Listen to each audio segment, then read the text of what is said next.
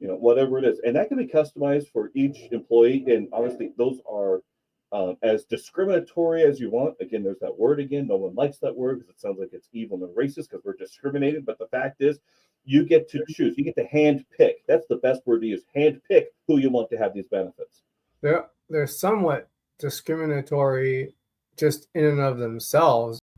Well, yeah, and for someone's passing, yeah. And if we use a permanent policy, we might use a split dollar type of a strategy where I'm just thinking from an costs. economic perspective for a smaller business that might not have the kind of money to do a split dollar or a permanent plan. Like let's say a key employee is making $100,000 a year, and you want to offer something like that for their beneficiaries if they were to pass, getting them $1 million 10-year term or 20 or 15-year term, and then renewing it if they're there longer than that.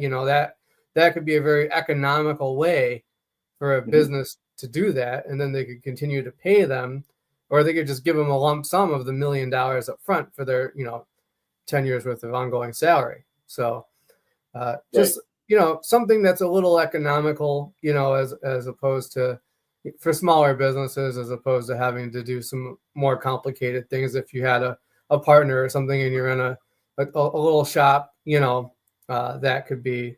They don't have to be massive policies.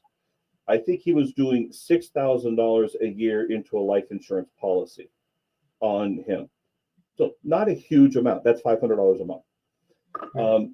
And after a few years, that he finally decided he moved. He left. He moved to Minnesota, Michigan, somewhere up there. I don't remember exactly where. This is at least 15, 20 years ago now. But my dad gave him the policy. And by the way, as far as transfer for value issues, you can transfer the policy back to the insured because he's insured, and there's no ramifications there. So he gave the policy back to him. But that's another way to do it. And so $6,000 a year. Now, today, okay, we might be looking at 15 or 20. Let's be at the higher end of the 401k contribution schedule, maybe. But, just to be willing to set that up, this is additional compensation, additional benefits for that person. Yeah. Anything can be done. And so it doesn't have to be huge, but at the same time, if it's not big enough, is it worth it? So right. Yeah. I mean, it has to be. If you're going to do $1,000 a year for a term policy, oh, well, thank you, but I could have done that. I mean, there's no value there. It's like, I could have done that. Well, yeah. So let's just say it's a large term policy. Maybe say $4 million or something on a 40-year-old male, and that cost you.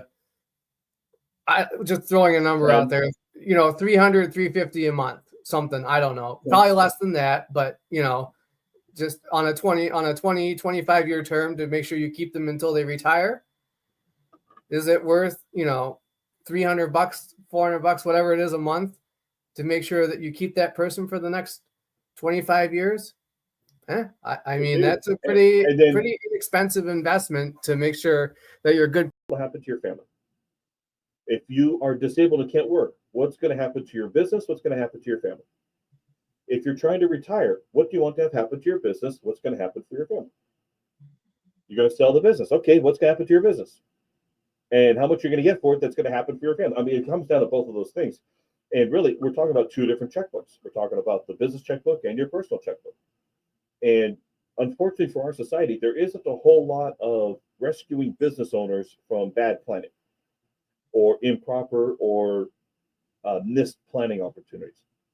All right, you had the planning in place when you needed